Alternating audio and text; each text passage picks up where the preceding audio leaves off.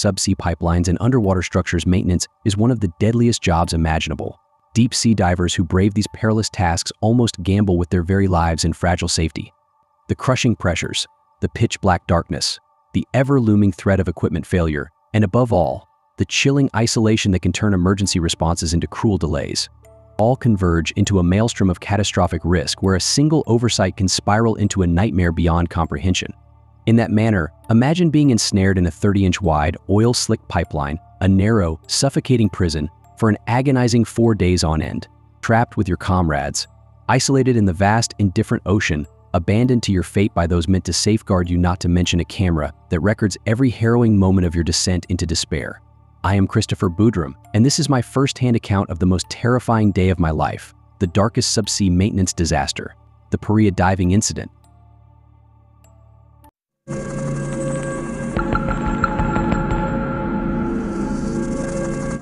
It was February 25th, 2022.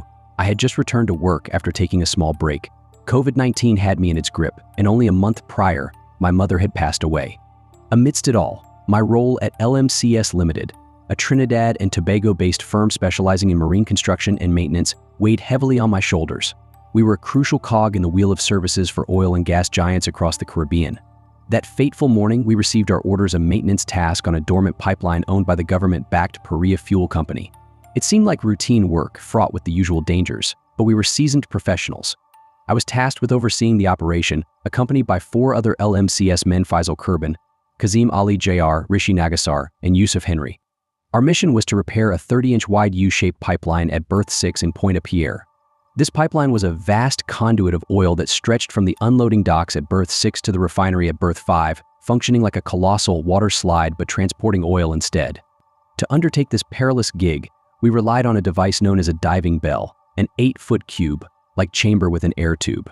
When positioned over the pipeline, this bell would expel water with air, creating a dry, isolated workspace beneath the ocean's surface.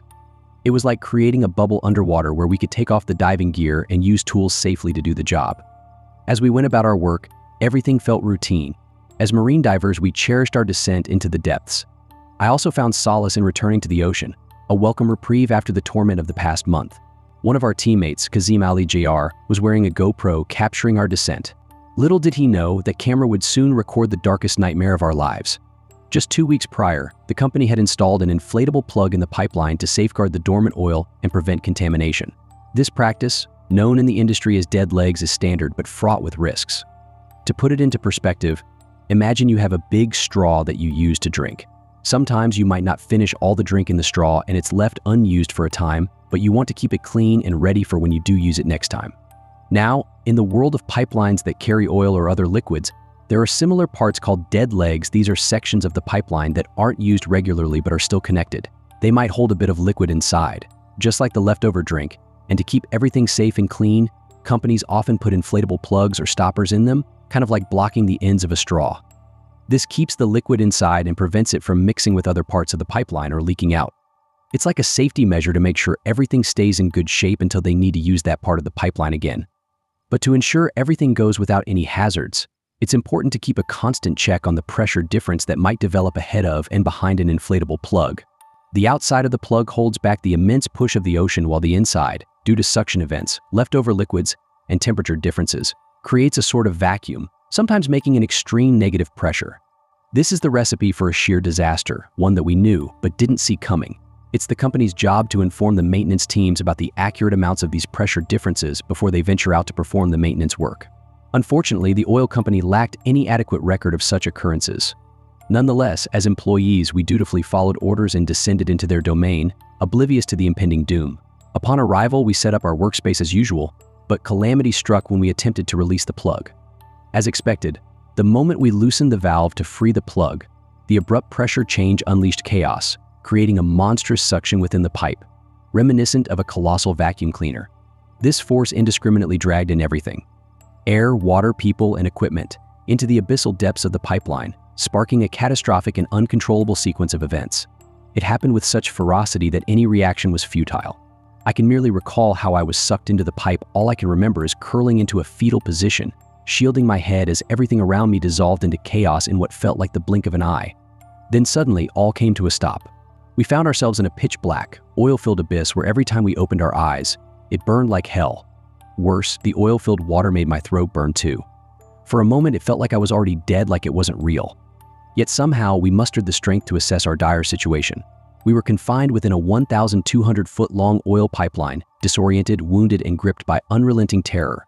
By some miraculous twist of fate, the violent turbulence had left us at a spot in the pipeline where an air pocket offered a slim lifeline of breathable air. But our battle for survival had only just begun. We struggled to communicate and bolster each other's spirits.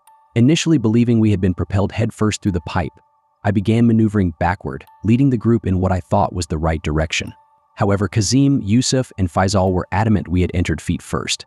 In deference to the consensus, I shifted tactics. As the least injured, once again I took the lead, planting my feet on Kazim's shoulders.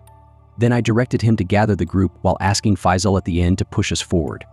Linked together like a fragile chain with me at the helm, we embarked on our arduous journey to escape the unforgiving grip of the pipeline.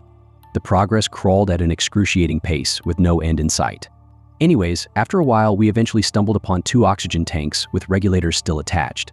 I cautioned the men that breathing the stagnant air inside the pipe could induce delirium and nausea, advising them to take small, measured sips from the tanks to maintain a supply of clean oxygen in their systems. As we pressed forward, water levels rose steadily. I could see the strain on some of the group, their struggles to breathe, and the injuries they suffered. Others were trapped and unable to move. Peering ahead, a knot of dread twisted in my gut as I braced for the worst. To my horror, the next segment of the pipe was entirely underwater. Panic threatened to overwhelm me. With just 2 oxygen tanks for 5 of us, it became clear that proceeding together wasn't safe. At this point, in the pitch-black darkness, battling for each precious breath, I made the most agonizing decision of my life to continue alone, for the sake of our survival. I took one of the oxygen tanks, promising to return with help. Kazim pleaded with me to stay, but I had to free myself and swim on. Uncertainty gnawed at me. Was I heading in the right direction? How much air remained in the tank? The flooded pipe seemed endless, occasional air pockets offering fleeting relief amidst the struggle. As my oxygen dwindled, desperation set in. With each breath, I felt the weight of responsibility and fear. When the tank finally emptied, panic threatened to consume me once again. And just as I went out of options, fate intervened. My tank collided with another metal object ahead. It was another oxygen tank. I scrambled in the pitch-black darkness, feeling a surge of hope. Finally, my hand found the regulator, but to my dismay, it had no mouthpiece. Desperate, I shoved the whole thing into my mouth. The taste was like drinking expired motor oil from an old car. My mouth was coated in oily sludge. Taking a relieved breath, I knew I couldn't stop. The questions in my head just couldn't stop. How long could I survive? And what about my brothers? Were they faring any better than when I left them? As I clambered through the slick, watery pipeline, I finally entered another air pocket. Yet, instinct told me my only escape was back to the riser. Determined but worn down, I pressed on in this dangerous place. No light, no sense of direction, and a dwindling air supply. My eyes stung, my throat burned, and every muscle protested as I clawed onward. But then came another hurdle. The next section was half underwater. Finding another air tank, I pressed through the last flooded stretch before the riser. That's when I heard Faisal calling my name. He had been following me. He urged me to wait, but I knew time was running out. We discussed our options, and I told him I could be going in the correct route to help him relax. I had to move on alone. After ensuring Faisal had an oxygen tank, I entered the water again. Exhausted and facing uncertainty, I swam until I found the bend in the pipe that I hoped would lead to safety. It was a critical moment. Either I had circled back to berth 5, blocked by a sealed plug, or I had somehow returned to berth 6, where we had started. With every ounce of strength, I kicked towards the riser, pushing through the overwhelming fatigue. And by sheer luck, there it was. Berth 6. In that heart-stopping moment, as I emerged from the riser, gasping for air, the realization washed over me like a tidal wave. I had made it. I had escaped death's icy grip.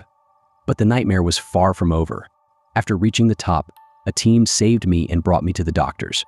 I gave every detail of our condition to the rescue teams. Unfortunately, my story was not believed by the rest of the LMCS members, and rescue operations were put on hold. By the time they started, it was too late. Amidst diminishing air, choking oil fumes, surging salt water, and carbon dioxide, the guys with broken bones and several injuries had their fate sealed already. Despite hopes of rescue from Paria Trading Company and LMCS, it never came. Days later, 4 of them were recovered dead from those sinister pipes. And there I was. Despite how hard I tried, I had failed to fulfill my promise. People kept coming to tell me how lucky I was to be alive for days on end. But what they didn't know was the sheer terror, the struggle, the broken promises, and the guilt that had already killed a part of me inside those oil-slicked walls. Throughout my life, I had been around water, perhaps spending the most pleasing times, but now I can't even fathom returning to the ocean. Following the incident, Paria acknowledged that they lacked any rescue strategy, stating that they were under no legal obligation to save the guys. Furthermore, it has been said that Paria even obstructed additional outside efforts to rescue the guys. For 4 whole days, there was no attempt to save the trapped divers, and up until the 3rd day, people could still hear the hammering on the pipes. Even worse, the families were not even notified of their deaths when their bodies were recovered. They only learned of them after the media got wind of it. In November 2023, the Commission of Inquiry concluded that Paria's actions amounted to corporate manslaughter, as they were deemed criminally negligent. Additionally, Christopher Boodram was also requested by the inquiry to testify before the panel about his experience and describe the heartbreaking occurrences. Everything inside me hope and a rescue was going on. Nobody was making an attempt to rescue me.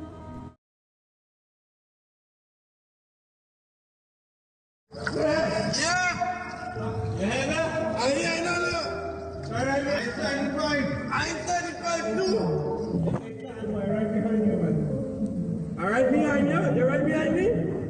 Yeah. Carl, everything alright with you? No. Any items break? All in. What happened to you? Yeah, boy. What happened?